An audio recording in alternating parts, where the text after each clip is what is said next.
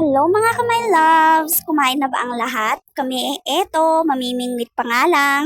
Kabili nga kasi pala yung asawa ko ng pamingwit. Kasi nga po, naiinggit po siya sa mga namimingwit dito po sa may tabing irrigation sa amin. Binilan ko na nga din po sa Shopee kasi nga po hindi po ako tinatantanan. Kalabit ng kalabit, hindi mo mawari kung ano talaga ang gusto.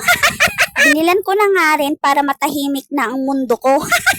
Kung mapapansin nyo nga mga kamay loves, sa likod po ito ng rice mill dito po sa Aurora Isabela kung taga dito po kayo. Bali yan nga po pala ang pinakamalaking dryer ng palay dito po sa amin. Para nga po pala sa mga hindi nakakaalam, ang asawa ko po pala ang naging foreman ng mga asaylo na yan. Mga kamay loves, dating foreman, bingwitero na ngayon.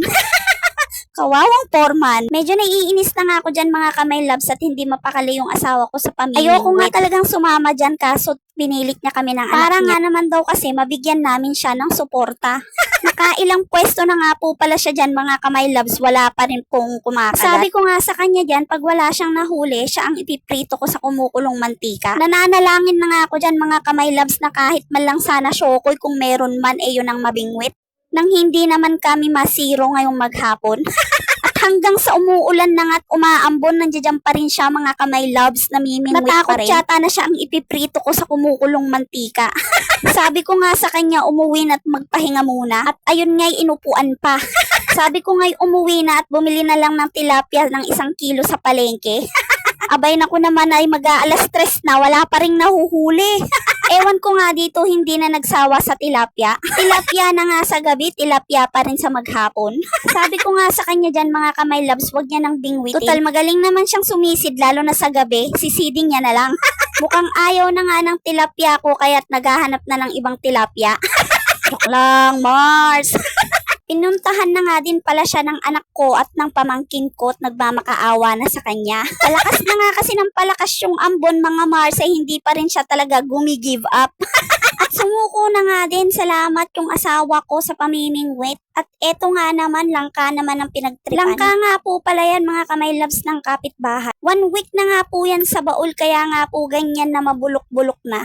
Nakalimutan ko nga po pala kasi yan na may pinahihinog akong langka. Pinagkakasalanan ko pa'y sarili ko kung bakit ano yung nangangamoy na yun. Naligo na ako ng 3 beses, kinuskus ko na lahat-lahat pero may naaamoy pa rin akong amoy langka. At yun na nga't naisip ko na may pinahihinog pala akong ganyan hanggang sa nabulok na nga. Pinabiyak ko na nga yan agad-agad para makita kung okay pa siya. At kung okay pa nga ay parang magandang imatamisan ito. Ewan ko nga ba kung bakit ang baho na to pag nahihinog pero masarap. Paborito nga kasi ito ng asawa ko lalo na yung medyo nangangamoy-ngamoy na. Tinanggal na nga lang namin dyan mga my loves yung mga parting nabubulok na. Marami-rami nga din yung mga parting nabubulok kaya nung nahimay-himay na ikukonti lang din pala. Nung hinihimay nga namin to mga kamay loves ay parang nagkikrave ako ng ginataang bilo-bilo. Masarap nga din po pala to sa halo-halo. Dami ko nga naiisip dito mga kamay loves na pwedeng ipanghalo dito sa langka na to. Kaso pera na nga lang ang kulang. Hanggang dito na nga lang pala mga kamay loves. Salamat po. Thank you for watching.